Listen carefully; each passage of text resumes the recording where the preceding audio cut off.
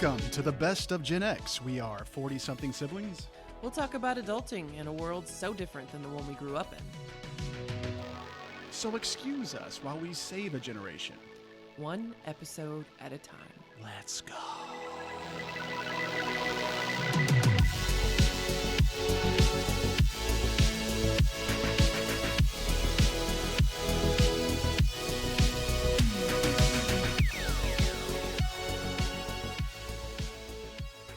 Hey, Joe. Hey, Mary Beth. Happy New Year. Happy New Year to you. It is New Year's Eve, 2023.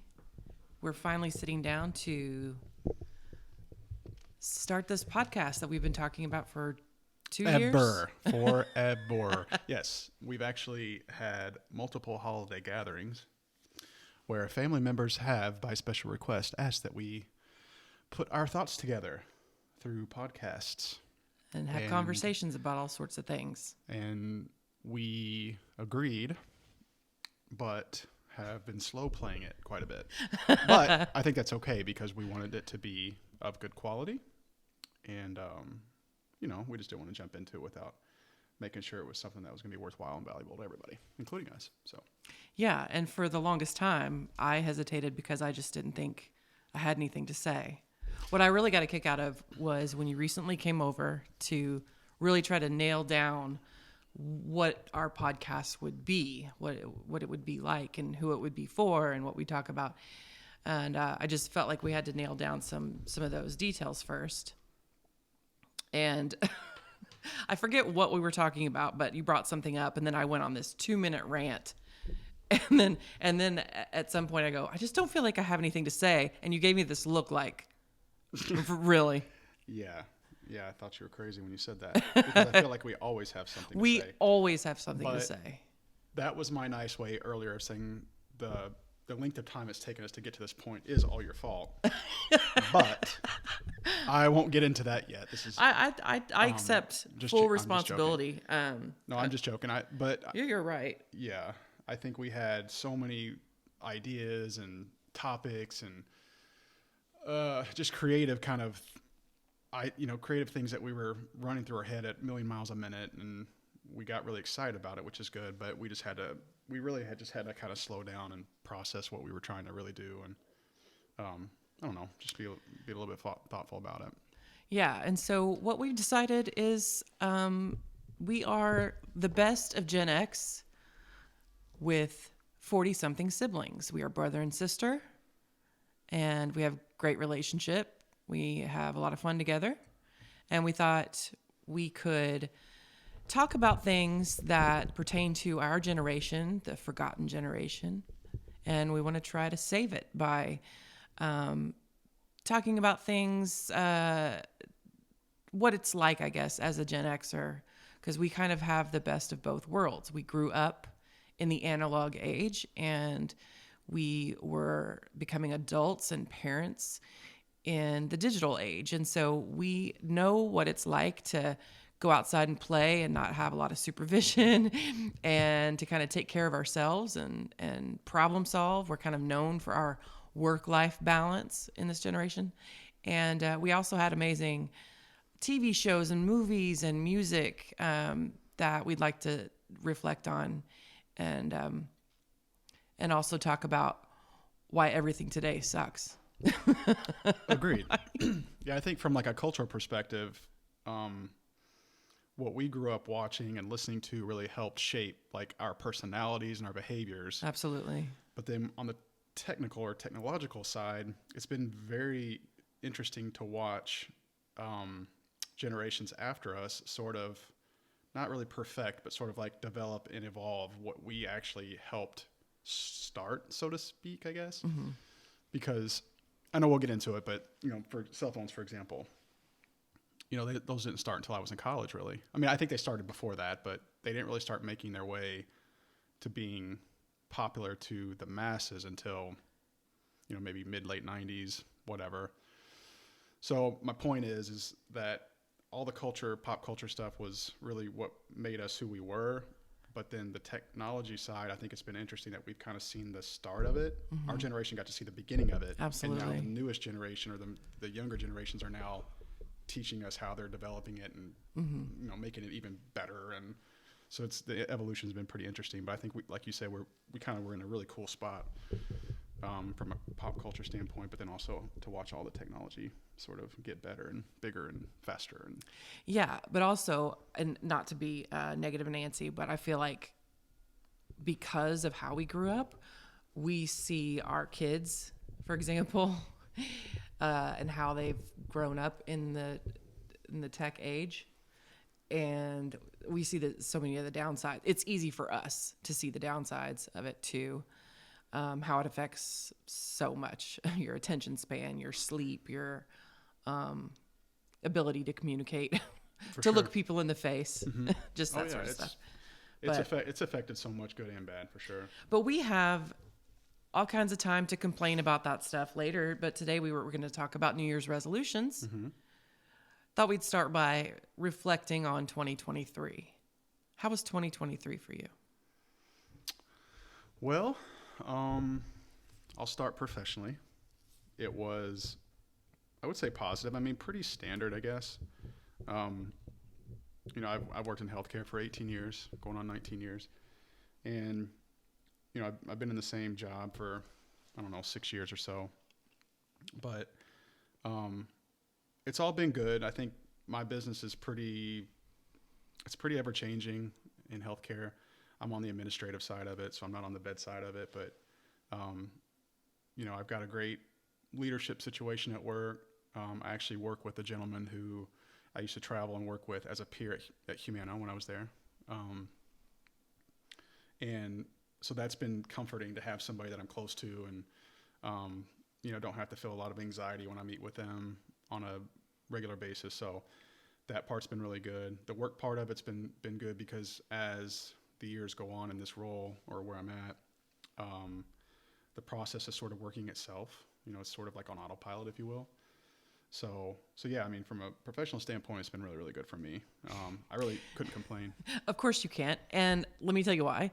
Now, without getting too personal, we don't want to share your salary. But let me just say, Gen X, we are the slacker generation. You were such a slacker growing up. It was so frustrating. You were like an average student, although you have a genius IQ. So you didn't try very hard in school. You didn't really have to, but you didn't do as well as far as grades and stuff like that. And then your college major? General studies. Like you just sort of drifted through education and a total slacker. You couldn't clean your room. It was just a nightmare for me, who's very type A, you know, organized and on top of things. And now you make ridiculous money, and it just feels like from where I sit, my little brother just sort of wandered around. It reminds me of Nellie on The Office when she's sitting at the desk and she's made herself manager. And she's like, it's the American dream. Right. It's just random. Right. Like, that's how it seems. But I couldn't be happier for you, really. Yeah. I mean, I don't know how to really talk about that without trying to sound like braggadocious, but I guess blessed. Hashtag no, blessed. I mean, I guess I was thankful that I was able to understand things, and I don't know, I was just able to understand how certain things worked. I could read pretty well. Numbers never were tough for me, like math, that kind of stuff. So I feel like that stuff kind of came easy to me. So it's almost like I trained my mind to just focus on all the fun things that I enjoyed to do. So I would just say I had other interests.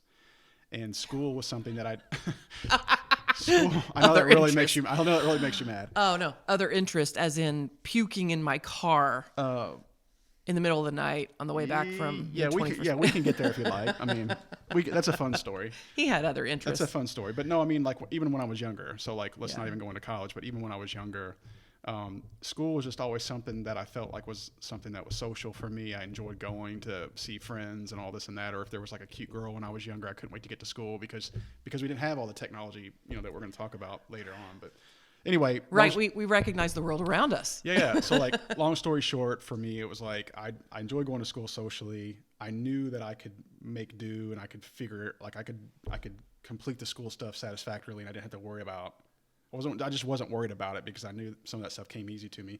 Now that doesn't mean I always got good grades because I would forget to study because I was doing other stuff or thinking about other things.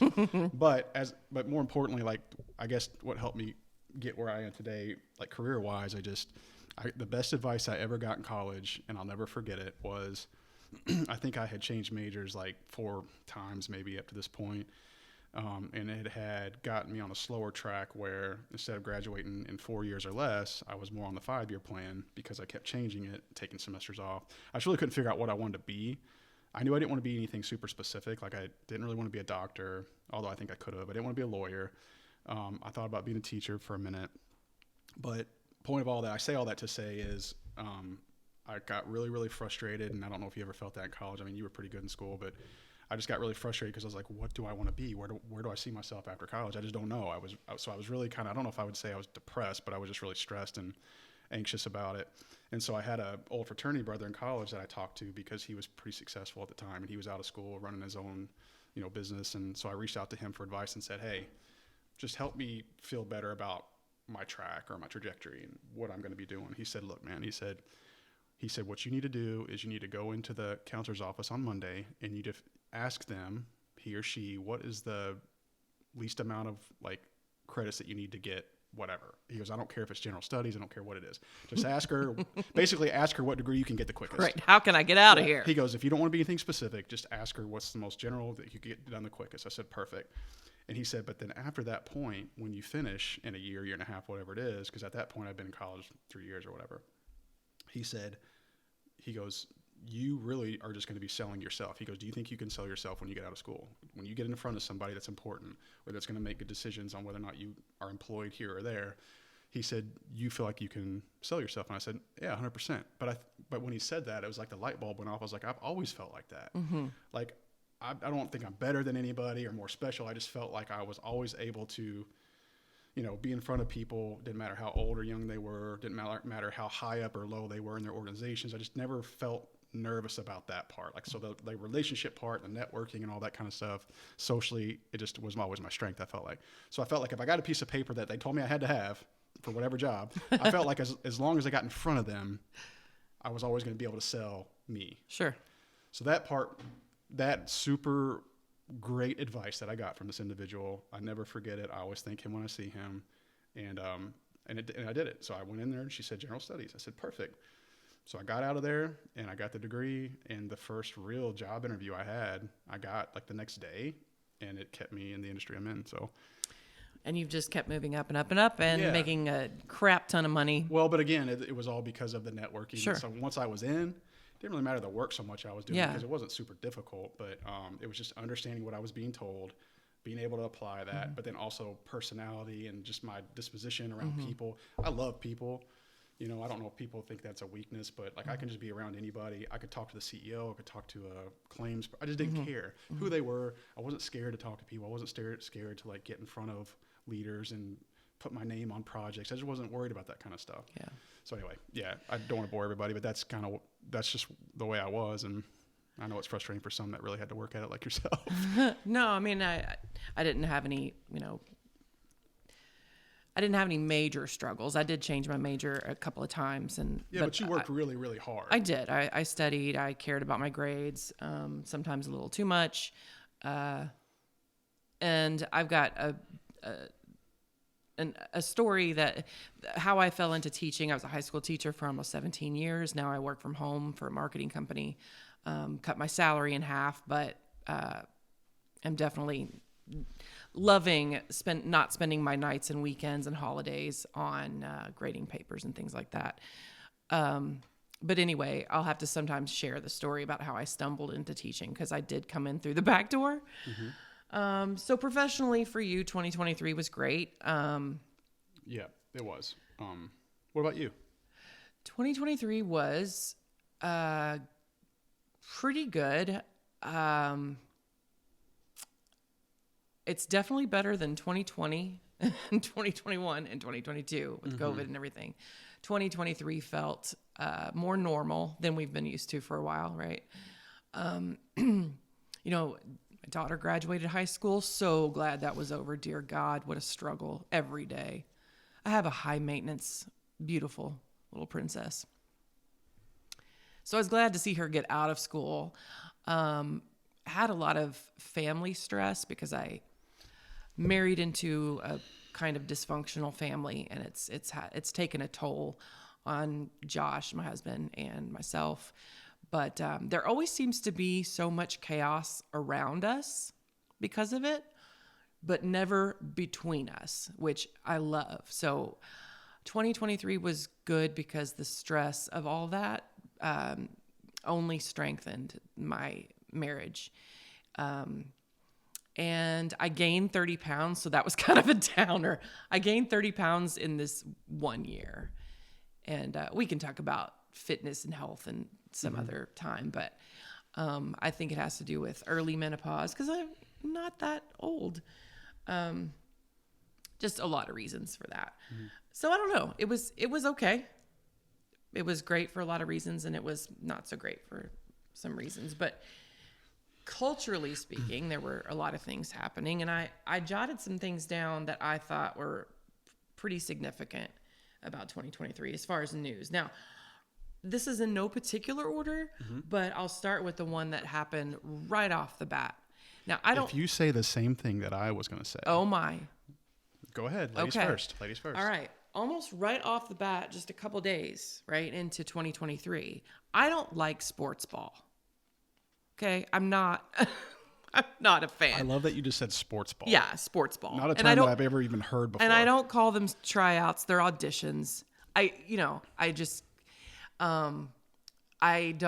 The only sports I really enjoy watching are like tennis and volleyball. And even then, I have to be watching it in person. The only sport I kind of enjoy watching on TV is basketball. But this football game is on. And I think it had something to do with the Bengals and I think the you're talking Buffalo. about the Super Bowl, which is Oh, was it this? No, it wasn't. Yes, the Super Bowl is always the beginning. But this was leading up to the Super Bowl. It was a very important game between Cincinnati Bengals and the Buffalo Bills. Okay. Well, I mean, I watch a little NFL, but I don't. Okay, I well, can't speak. I was trying to fall asleep, and Josh was watching this game, and suddenly this kid collapses on the field. Oh, yeah. Yeah. I remember that. Okay, so Damar Hamlin. Yep. Okay. Yep. As someone who doesn't like sports ball, I was devastated. Now, I don't know if you saw it live. I just saw because I don't really watch a lot of NFL, which Yeah. I'm a sports junkie, and we'll get into that. But NFL is the one where I don't really get into as much because our high school, as you know, didn't have football. Right. So I did it from a youth league stuff, but Wasn't really part of our life. Yeah, I mean, other than when Peyton Manning was playing for the Colts, which everybody here had to love that. But anyway, I did see the highlight of it, and it was very scary. And it was what made it even scarier for me was the dude had been playing his whole life, and then at this point, it's like now he's starting to experience. Unbelievable. Watching it live was so devastating and shocking. And as far as I know, nothing like that had ever happened. That's scary. And so you're watching them trying to resuscitate him for a long time.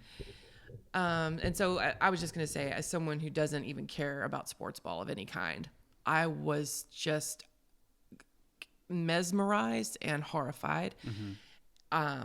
I did not sleep at all that night.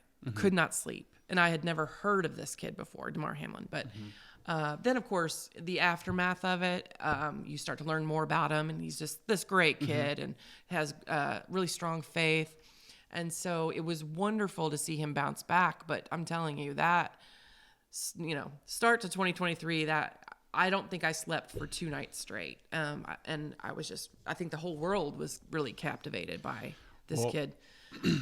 No, it's a good story. First of all, I think it's going to be important that anytime we talk in these podcasts, if we talk about sports, you have to say sports ball every time. Okay. Because I've literally never heard, I've played sports my whole life. I've never heard anybody refer to it as sports ball. It just, for me, it encapsulates So don't ever stop doing that. every bit of every sport. But like you, I mean, I didn't know of Damar Hamlin until this happened. But I'm a highlight guy. So like if I'm watching TV, ESPN, I'll watch NFL highlights. But yeah, I'm with you. It was crazy. It was crazy watching it live because it took so long to resuscitate him for one thing. to see to his teammates and the other team. They were in tears. They were on their knees. They were praying to God. The stadium was just dead silent. And then to cancel the game and just send everybody home was unprecedented. Anyway. Yeah, I thought they made the right decision for that. I mean, Absolutely. It's very interesting because NFL is essentially entertainment, just like wrestling or WWE or whatever. Yeah, but it got real. But I was exactly the word I was going to say. Is like it was a real moment. Very scary. No, but that actually, so that wasn't the one I was going to bring up. So what were you going to say? So you remember Jeremy Renner, the actor? Yeah. Final Destination guy. He was in. I think he's been in like most of the Final Destination. Wait a minute! movies. Don't make fun of me. But is he one of the Marvel guys? Don't make fun of me because I don't watch Marvel. Okay, but yes, I think he is. He's got like the blondish hair. He's Hawkeye. Hawk? What did you say? Is he Hawkeye? Hawkeye? I don't watch him. I don't know. Oh my gosh, Josh will kill me. Okay, go ahead. Well, but anyway, I think either January 1st or like the next day of 2023, he got into like a horrific snowplow accident. Oh yeah. In like some obscure place, and he broke like 7. I don't even know. He almost died. I forgot all about that. He probably, in all likelihood, should have died, but he got out of it. But I remember that was a big deal. That was like, oh, Jeremy Renner is literally on the brink of death because of this, crazy snowplow accident. Yeah. So, I had forgotten all about that. Yeah. So that was one that I vividly remember. Okay. And he's on the mend. As far as I know, I mean, they went from saying he wasn't going to make it to I think he's probably maybe going to act again. I don't know. Yeah. But anyway, I just remember that being like at the very beginning, like literally the day of. I think it was January 1st of 2023. Okay. Kind of crazy, but another one I have. We're both on Twitter, but it's X. So mid-year, Elon Musk changed it, and that itself is from Twitter being called something else. I don't think is that big of a deal. But I did think that it was worth mentioning Elon Musk buying Twitter, even though he did that in 2022. But rebranding it in 2023, I think that it has become like, if you ask, someone from CNN, they're going to say that it's a shell of what it used to be.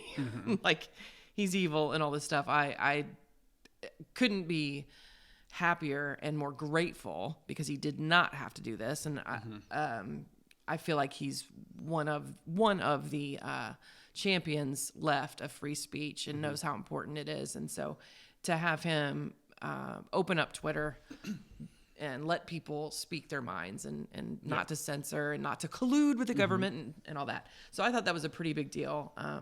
Elon Musk, good for him. Yeah, that was actually my number 6. So, yeah, I'm the same way. I mean, I think he's one of those sort of like freedom fighter CEO types. Absolutely.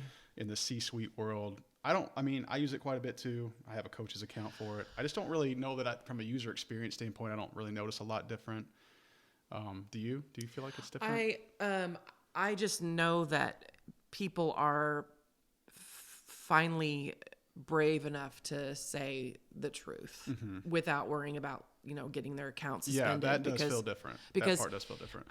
Well, the transparency is important. And so Elon Musk has, shared what they call the Twitter files. And now we know that the government was actually working with Twitter, with Facebook before the 2020 election, trying to censor stories. And so I feel like, I feel safer in a way that Elon Musk is now the one.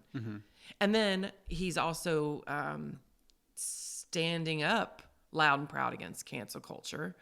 I don't know if you recently saw what he said in this interview, and I can't remember the name of this, where he was and what it was for, but it was a big deal. It was on the news because Disney and other stupid woke companies were threatening to boycott Twitter and not to advertise on there anymore because they were calling him an anti-Semite, some comments that he made about Israel, whatever. Right. It's always something, right? And he knows you never apologize to the mob. And he actually said, go fuck yourself in this interview. Basically. Did you see? Yeah, okay. I know something about it. I mean, that was huge. And he said it over and over. He was like, am I not clear enough? Go fuck yourself. Don't advertise with me. You think you can what did he say? You think you can bribe me with money? Yeah, it was something to that Yeah. effect. But I I was like, thought it was oh. brilliant. He's almost like the I know you don't follow sports, but and I do. But so that's anyway. So Dana White is the CEO of UFC, Yes. and he always Elon reminds me of like the Dana White of like the science and tech world. Yeah. You know what I mean? It's like Dana White is kind of the same type. He's like, you're not going to tell me how to do this. You're not going to tell me what to say or what I can't say. Exactly. And And you're not going to threaten me. Yeah, I but love that like, he's. I mean, he has more money than God. Right. He's like, you're going to threaten But I me mean, with God money? forbid companies like Disney just like focus on what really made them great and just like stick to what really made them great. Yeah. You have to like kind of start diving into these other. Yeah. So I'm just glad he stood up cultural. to that. That was, to me, chef's kiss moment Yeah. of 2023. Now, the only thing I can say about the Twitter thing is, or the only thing I will say is, for me personally, I guess the change to X, the rebranding part of it, I still just call it Twitter. Like I can't not call it Twitter. I know. I think that'll most take a people while. do that, so I just can't. I don't even think about the X part of it until somebody brings it up in a feed. But Yeah. I just can't get myself to not call it Twitter. So I don't know if that how much of a struggle or if that even matters. Well, I don't even it's know so if that'll matter. recent. It's so recent. Yeah, I think so it'll just take some that's time. true. It is. I don't know, but I mean, I know they have like the subscribership stuff has changed. Like you have to pay to be. You can like basically you or I could pay to be verified. Right, you know, right. so I don't know how much that's going to change anything. Right. but- Well, I think the important thing about that is he's showing how insignificant certain voices are Yep. who thought they were pretty Right. damn important. And you're probably right. That's probably why he did that. And like it was such a big deal when he allowed Ron DeSantis to make his presidential announcement, just giving the middle finger to the legacy media, saying you are irrelevant. Yeah, we don't need you to make You are this happen. irrelevant. Yeah, right. Thank you. Right. Oh, chef's kiss. Right. Okay. Moving on, I have just two more things. It was a year for memoirs. It was a big deal.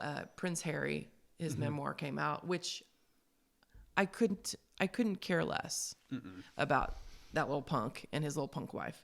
But that his memoir was a big deal. Britney Spears' memoir came out. I think that was a big deal because she went through so much after her divorce, shaving her head. Yeah. And she went kind of nuts. And then her recent conservatorship was Yeah, she's had a rough journey. right. So her memoir, I think, was highly yeah. anticipated. So Now, I think, I listened to it on audio. oh, you did. I did.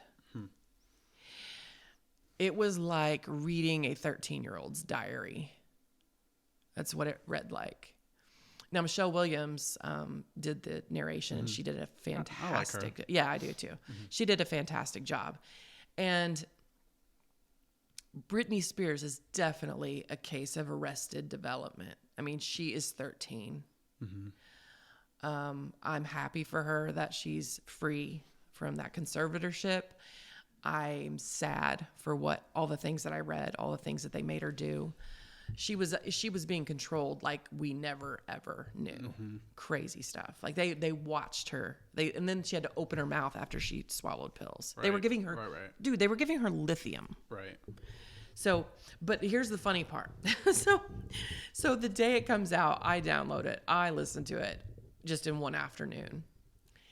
And I have to say, it was, I know that this chick was not keeping a journal. And I just feel like there were a lot of very forced, deep moments. Like I was standing on the balcony in New York City and I had that moment of clarity and I was thinking, or she was like, watching my little sister in her little car when she was a little kid, those toddler cars. She's like, it was literally the cutest thing you would ever see in the world. There was just a lot of that, you know what I mean? A lot of sort of forced, tortured profundity. But it cracked me up when my daughter, my 18-year-old daughter and her friend are in the kitchen with us. And I said, hey, I listened to the Britney Spears memoir today. And they both looked at me and at the same time go, she died? I love that story. I remember you telling me that. I didn't remember until you just now brought that up. That is so funny. So her friend, Mallory goes, she died? And her friend goes, her friend said something like, how did she die? When did she die? Lord. I go, what are you talking about? They're like, memoir. Oh my gosh. I said, what the F did you learn in school? Yikes. Ah. No, she is very much alive. Yeah, so I got a kick out of that. Well, but I think her story is really interesting. Like if you compare that to like a Prince Harry memoir, I think people just gravitate towards the Britney Spears kind of track because she was so high at one point, so not likable, not under the influence, which she probably was, but I'm just saying like popular. She was so popular at one point, and for it to be such a free fall the way it was so painful to watch. And then she shaved her head, and then just people saw her acting crazy in front of paparazzi. And it was just kind of like, who is this person that we all just, I don't know me so much, but like, you know. And she's still on Instagram. She's very odd. Right. But again, reading her memoir just made my heart go out to her. It's crazy. But speaking of memoirs, this was in 2022, Matthew Perry's memoir, which I also listened to. But that's a big story of 2023. That's my number 5. Yeah.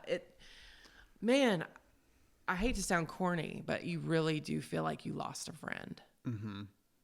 It's nuts because Friends is on our rotation, both of us. Absolutely. I mean, we quote it all the time. Yeah.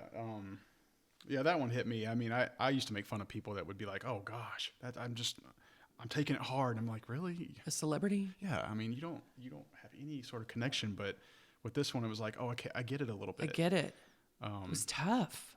Yeah, we all feel like we knew him. He was the best. I mean, I think he's just really what made that show go, you know. I think he was the best character.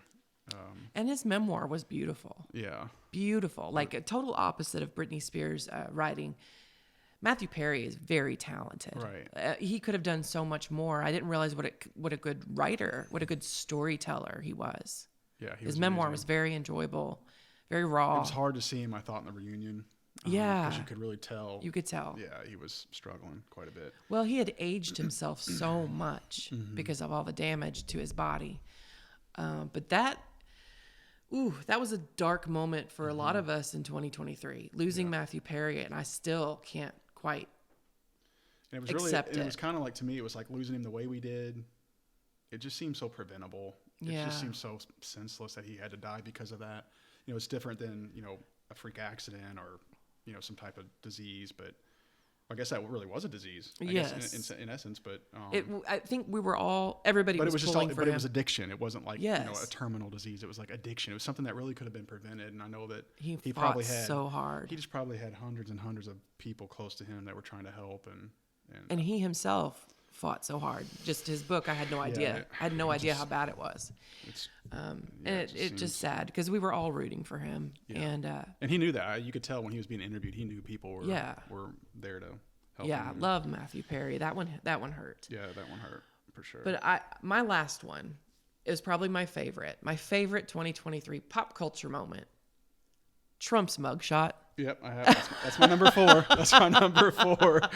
Now, see, I didn't rank mine except. Well, I didn't rank them. I just listed them out, so I kind of had them. That one was my favorite. Yeah. No, that wasn't. I love the beautiful backfire of that. They thought they were something else. We are going to take the first mugshot of a president of the United States. I wonder at what point. I always wonder at what point do they feel like, maybe we shouldn't have done that, because every time we try to do something like that, it always backfires. You just can't really mess with the dude. Right. I mean, he's impenetrable. How long? What do they call him? Teflon Don. How long did it take before T-shirts were being printed out of the mugshot? I thought it was fantastic. Yeah, and you know, every time, you're right. You would think a sensible person would say, okay, maybe this hysteria is not doing us any favors. They triple down. They triple down. So that was probably the craziest moment of 2023 for me, like as far as the culture. I mean, of course, again, you're not a sports person, but the whole Taylor Swift, Jason Kelce thing, that's been, I guess, fairly recent, but that's been kind of played out. What, Taylor Swift? Her relationships? Yes. All of it? Right, correct. But, you know, Travis Kelce is a Super Bowl winning tight end for the Kansas City Chiefs, and she just shows up out of nowhere in the Kelce family suite to go watch him play, and everybody's like, oh, wait. And so that's kind of it's almost been obnoxious. I mean, well, not almost, it has been. So like anybody that follows football, you have to hear about Taylor Swift every single Kansas City Chiefs game.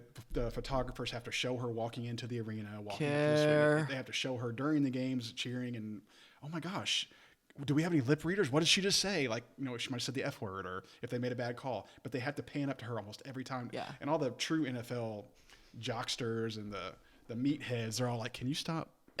For the love of all that's good, can you please stop showing this 5'10" pasty blonde singer when we're trying to watch Travis Kelce run a deep wide route or whatever the hell they call that? Yeah, I've sort of enjoyed though. I mean, I'm so over Taylor Swift. I have a love hate.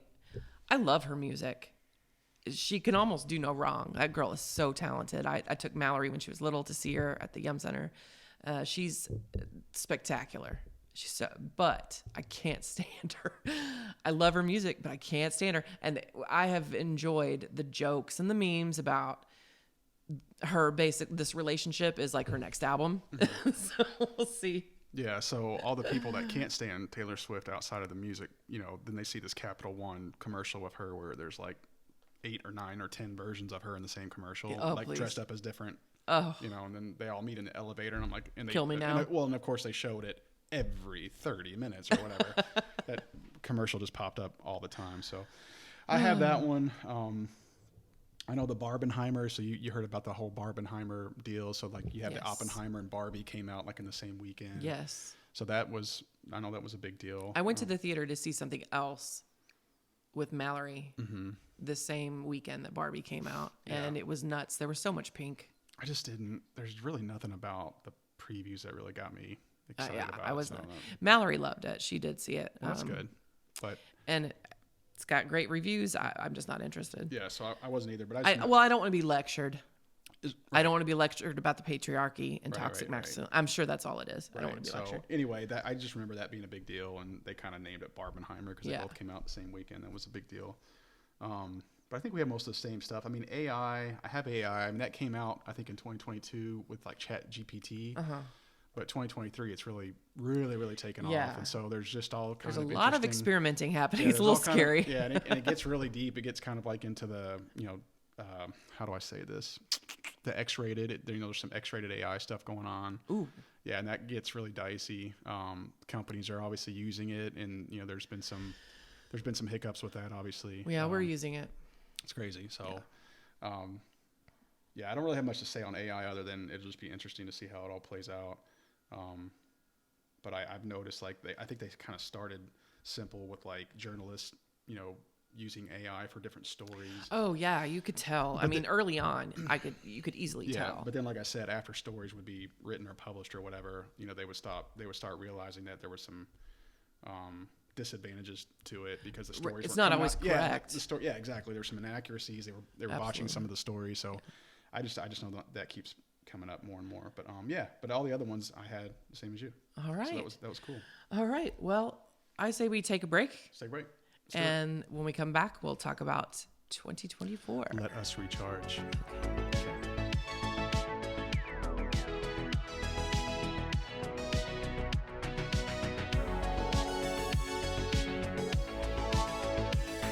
And we're back. Okay. New Year's resolutions, Joe. Do you make New Year's resolutions every year? I have before. I have not recently because I feel like, do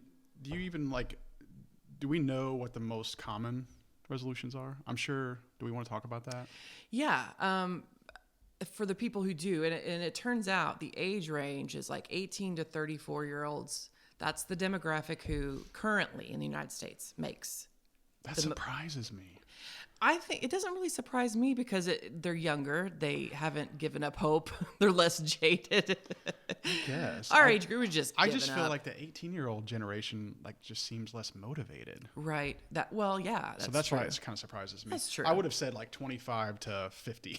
Yeah. But yeah, I can see that. Okay, well, so I think the more standard ones are usually like go to the gym or.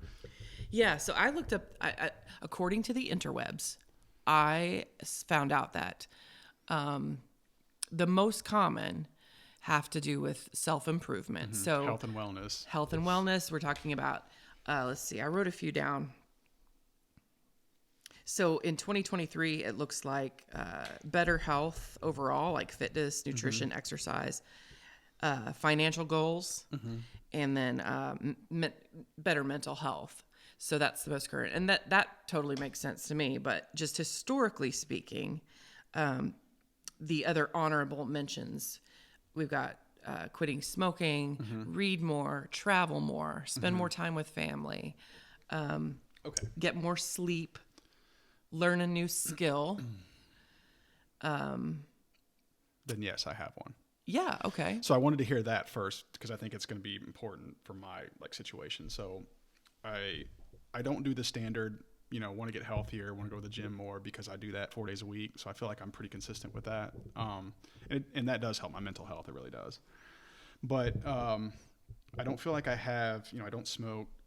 I drink sort of socially. I don't even really buy it for the house other than maybe a couple weeks in the holiday season. So I usually don't like go drink a beer unless I'm out at a restaurant. Like I don't buy it usually for the house.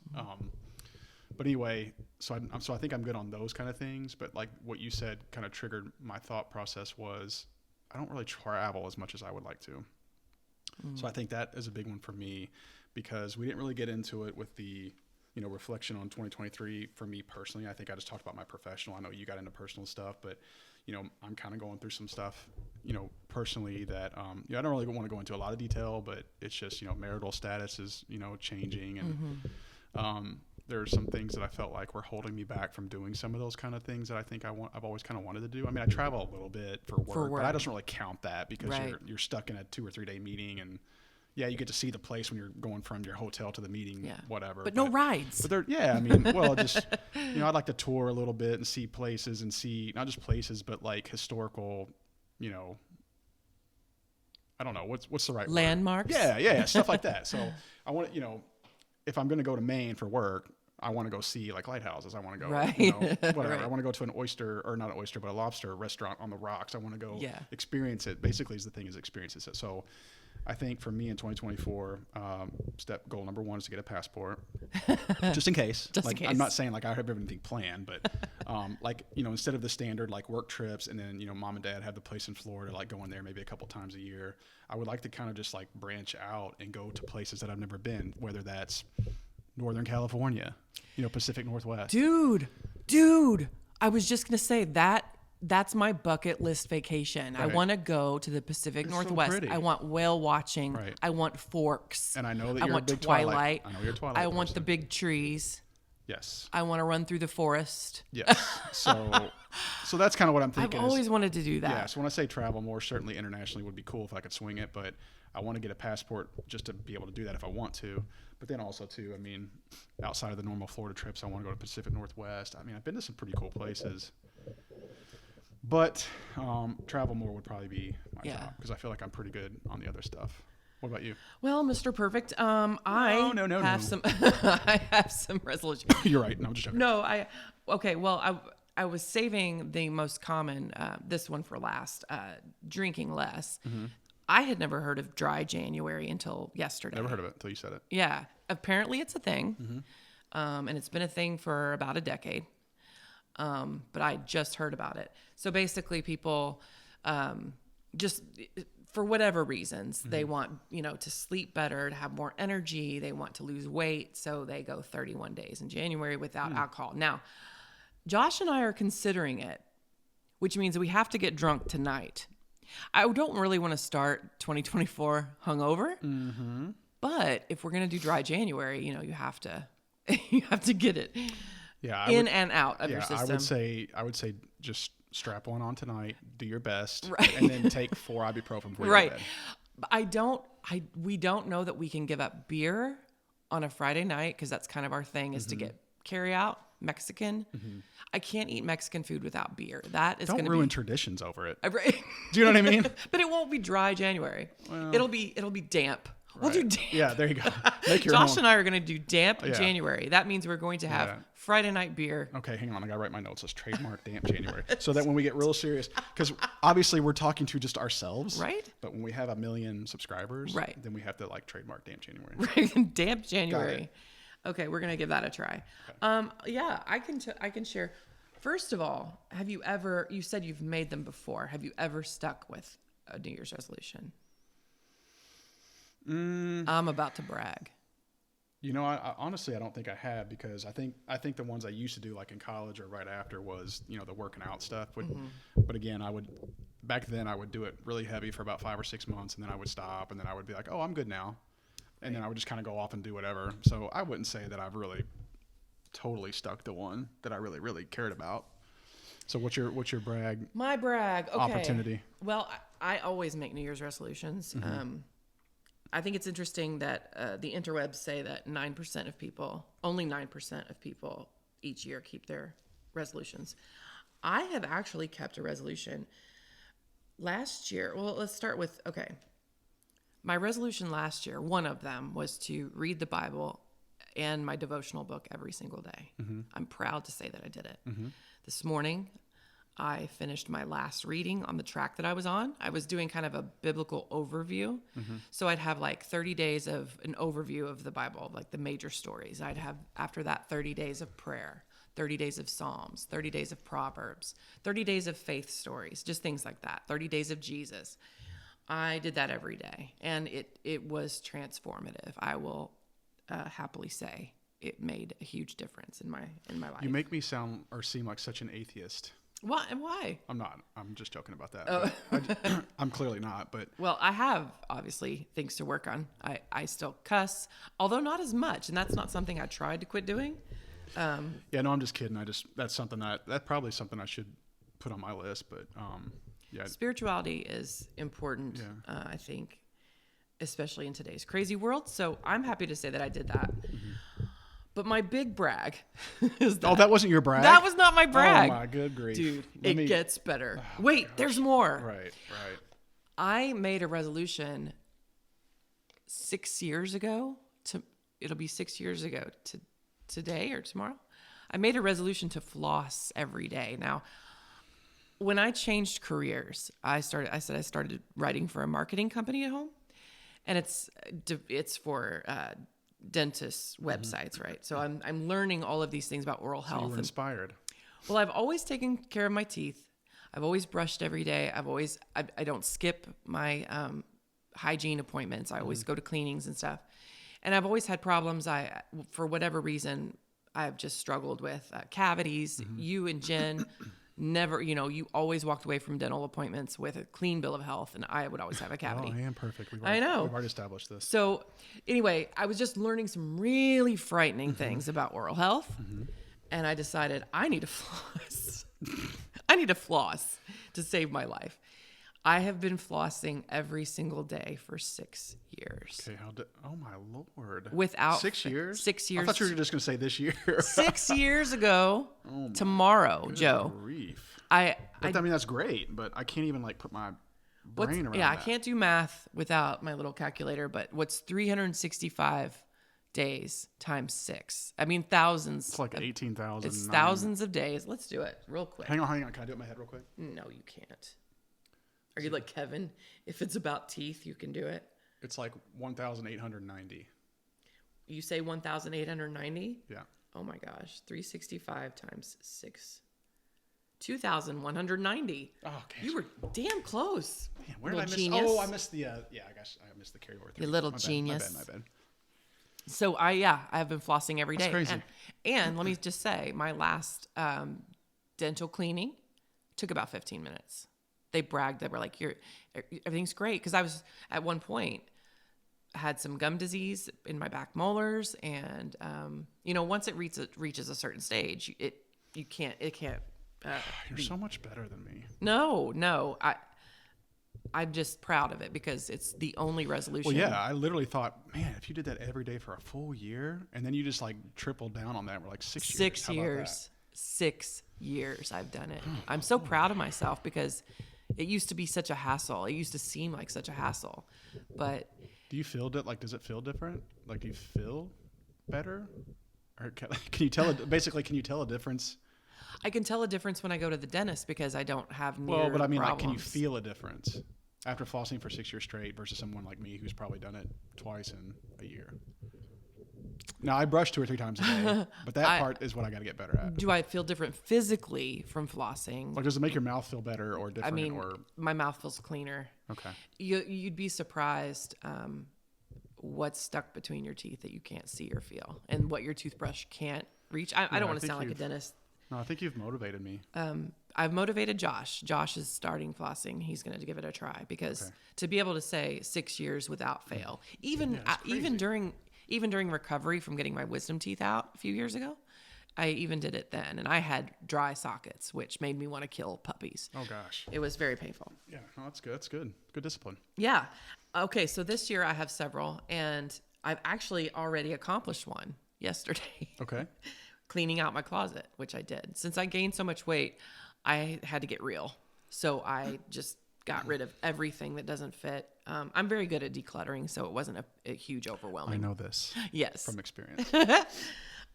So yeah. Okay. So I've got this year, I'm going to read the Bible front to back. Okay. So I've got a track in my Bible every day starting January 1st.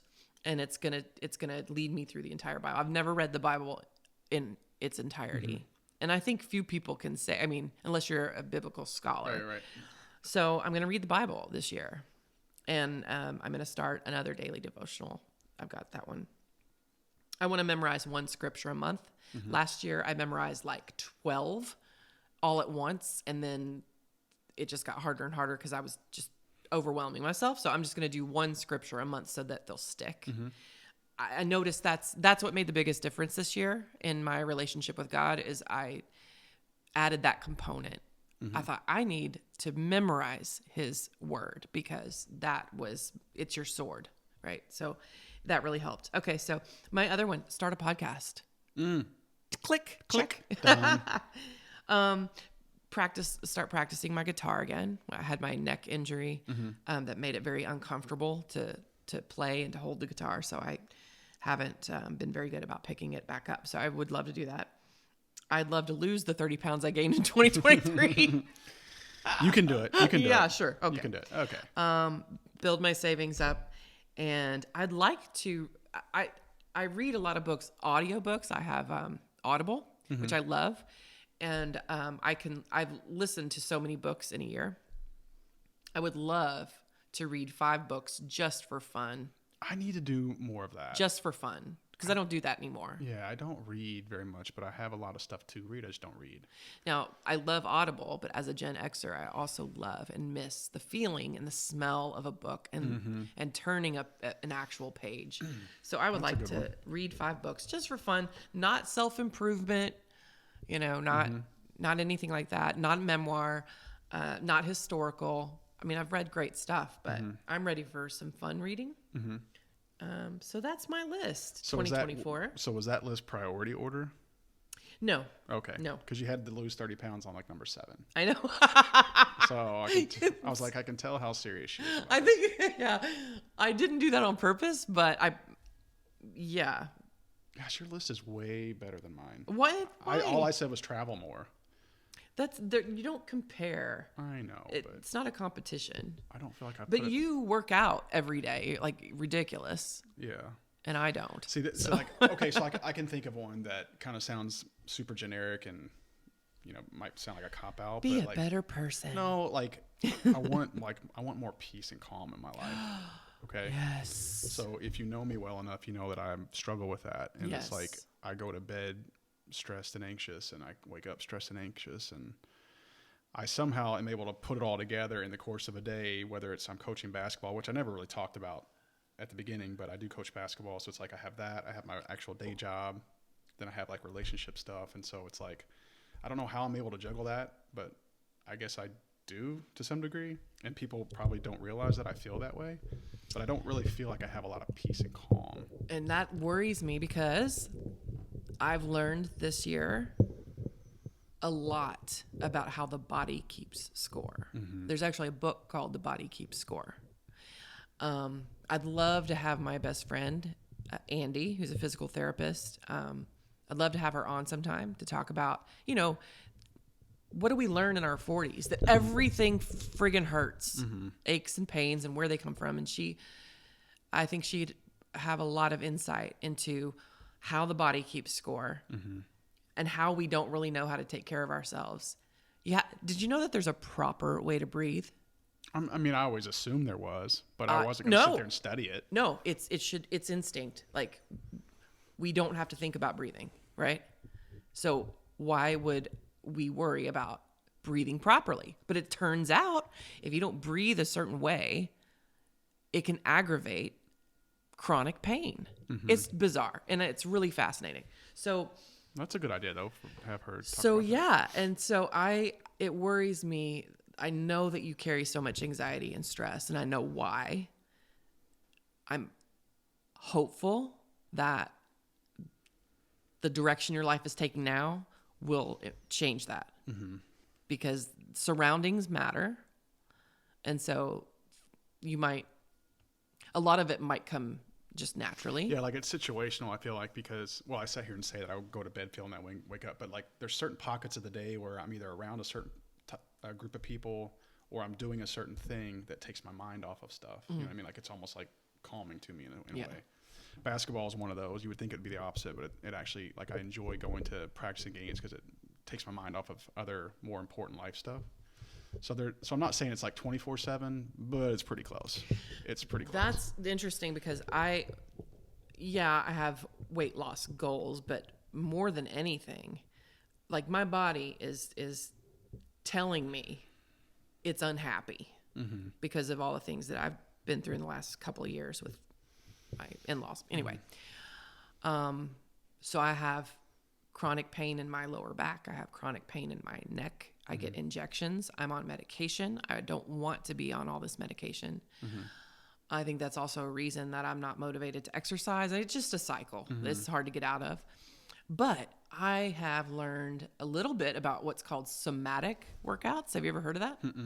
It's where you do certain like poses and stretches to help release the trauma in your body, because we store it. Apparently we store trauma, and it causes all sorts of problems, inflammation, like I said, chronic pain, heart palpitations, all that sort of thing. So I might try somatic workout and see, because apparently you have to get I think the it makes trauma. sense, but I just, it's horrible to say, but I feel like when I feel that way, I definitely feel it like storing in my body, like in one place. Yes. It's very unsettling. Yes. So, okay. I look forward to hearing how that goes. We'll have to. Yeah. Well, I think part of follow it, I think I'll put a bow on it, but I think part of it too is like, I can already see, like, I get stressed thinking about the things that I have to get done in 2024 on the relationship stuff. Yes. Like I like to finalize or close things out. Sure. I'm stressed about the road ahead because Yeah. I know big things are coming. Yeah. That are going to make me feel a certain way, and so I think that's part of it too. Is I'm stressed about just what that's going to feel like or look like, and so I struggle with that. Let's end on a positive note. Okay. I'll tell you something that I already have planned for 2024 that I'm very excited about. And then maybe you can close on something that you're excited about, looking forward to. This is a big deal. Josh and I don't travel much. We just recently started because we have travel points and it's cheaper, and mom and dad have a condo. So fortunately, the last 2 years, we've been able to take a vacation. That was not normal for us because we were spending a lot of time getting out of debt, etc. And so we don't wear designer clothes, designer shoes, designer purses. That's not us. So when we splurge, we like to splurge on experiences. So we've seen Dave Chappelle, we've seen Fleetwood Mac, Stevie Nicks, Madonna. Like, we've seen legendary people. We are on May 31st. I can't even believe I'm saying this, Joe. I can't believe I'm saying it. May 31st, 2024 is going to be our 9-year anniversary of being together. The 9-year anniversary of our first date. Guess who we're spending it with? Guess who we're spending it with? We're going to be at the Taylor Palace Swift. with Taylor Swift. I can't believe. No. We are going to be at the Palace Theater with Jordan Peterson. Oh, Dude. Good. Now, wait a grief. minute. There's more. I splurged. Okay. We're not just going to go and see Jordan Peterson, but I bought front row seats and the VIP meet and greet. I get to meet Jordan Peterson. I get to have my picture taken with Jordan Peterson. I get to shake his hand. He's going to put his arm around me and I'm going to smile. I'm going to hate the photo because I'll be 30 pounds overweight still. No, you won't. No, you won't. You've got until May. That's all. May 31st, lose Yep. some weight. Mm-hmm. I want to look good for Jordan. But I can't tell you what an honor it's going to be to meet that That's man. amazing. I amazing. I'm have been super following jealous. him for years. Yeah, I'm super jealous. One of the smartest people I've ever heard. He's the greatest thinker of our time. One of the greatest thinkers He's of our from time. Canada too. That kind of sucks. I wish he was from USA, but You know, he is such a champion of free speech also. He is completely dedicated to truth. He's very, very thoughtful. Of course, he's vilified. Mm-hmm. You know, he's vilified as every istophobe that there is. But he's incredibly thoughtful. He's very provocative. He's so smart. And I told Josh, I was like, you might. And Josh kind of like somebody, he's only known him by sound bites, right? I was like, to listen to a Jordan lecture takes a lot of mental stamina. You got to stay with him. But man, it's worth it. yeah, because like when I first started listening to him, there's things that he would say that I'm like, wow, but then I would have to process it. I'm like, I have to think about what he just said, but he's already still going. Exactly. So you have to. Exactly. Yeah. And you know, you have the luxury when it's not live to stop and take it in. Sometimes but I've caught myself doing that with him. Yeah. It's like, I got to go back and just You think about have what to he just because said. he just has such insight. And he thinks, I love that he thinks out loud and is not afraid to like stumble through a thought until it's complete and accurate. And I just I've always enjoyed listening to really smart people talking about really complicated things. And it doesn't get better than Jordan. Best of the best. And I love Angry Jordan when he gets pissed on Twitter. It's the cutest thing ever. I swoon. I swoon like like a fangirl when he like calls Justin Trudeau a little weasel. Oh yeah. When he gets mad, it's That's good stuff. so I'm cute. very jealous. So yeah, I'm so excited. That's awesome. And we get to that's our anniversary and we get to meet him and I'm just so pumped. Yeah, I think you're doing it right. Experiences, Yeah. memories, those kind of things are more important, I think. As you get older, especially, you start realizing the material stuff isn't as Oh my fun or gosh. cool as it is to go Absolutely. see something that you've always wanted to see or experience something, or a ride or a Yeah. monument. Or Yeah. Don't whatever. give me a thing. Yeah, Give me an yeah, experience. for sure. Those seem to last longer. Yeah. Anyway, So is there anything you're looking forward to in 2024? well, I said I want to travel more. I said I want peace and calm. I mean, that's really it. I know it sounds boring, but I mean, just a lot of stuff's going to change for me. So I guess I hesitate on that question because I just don't know. There's a lot of unknowns. Yeah, the first quarter I feel like is going to be one of the hardest, most stressful quarters of my life, like Right. January through March, I think. So Yeah, because everything's going to change. yeah, and of course, from my on the work side of it, that's like my busiest time of the year, and so I'm going to be dealing with that at the same time. So yeah, Might I make a suggestion? please. Based on what you have said about your hopes for the new year, I suggest you look into some sort of weekend retreat somewhere. One of those unplugged, no phones, no clocks retreats where you can do yoga, have a spa experience, or just have time to meditate. Have you ever heard of those things? I have. My CEO of our company, he talked about at our last meeting, he talked about this. He goes on one of these retreats and he said he feels rejuvenated every single time. He's done it. He did it once, the first time for like, I don't know, just it wasn't for any kind of serious reason. I forget what his reason was, but he loved it so much that now he goes every year. So I just thought it was Yeah, I mean interesting. that would be interesting. I think It's very not you. right, exactly. So I think that's why I said interesting. I would be anxious to see how I would take that. Anyway, but I something kind of just came to mind. I know we're trying to wrap up, but when you start talking about that, it kind of like the light bulb went off. I think I just need like a creative outlet.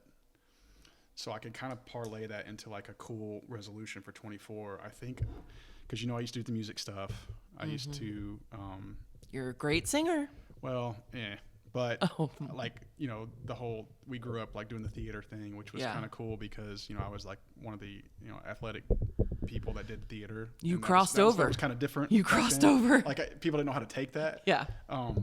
But I do like, and I can draw a little bit, not as well as Dad can. But so when I say creative, I just mean like, and I haven't really told anybody this, but you would appreciate it. I'm like, I want to take acting classes this year. Like just like a once a week, nightly. Why not? Just go and just be creative and just get it out. Like just let it release and kind of get back into that. Not saying it's going to like go anywhere, but just for the fun of it and to meet different people and just to kind of get my creative juices going a little bit.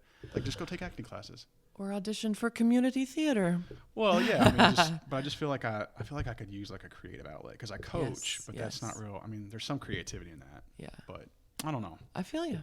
Yeah. I feel you. That's why I want to start playing the guitar again. Yeah, I think that would be fun. Yeah. Well, We'll great. See. Yeah, we'll see. Okay. I look forward to following up on all of these, holding ourselves accountable. Yeah, because we won't finish any of it. We'll do one or two. We'll be part of the 9%. Right. Except for flossing. That's right. Well, I've enjoyed this, Joe. Mm-hmm. We made it. We made it. I look forward to the next one. We haven't picked a topic yet, but my New Year's resolution is that we don't take as long on the second podcast as we do to get it going. There you go. I think we can. That's do that. number one. Yeah, I think we're on a good track for that. I think. Okay. Yep. I enjoyed it. I did too. Okay. And we'll see you next time, folks. Okay. Take care.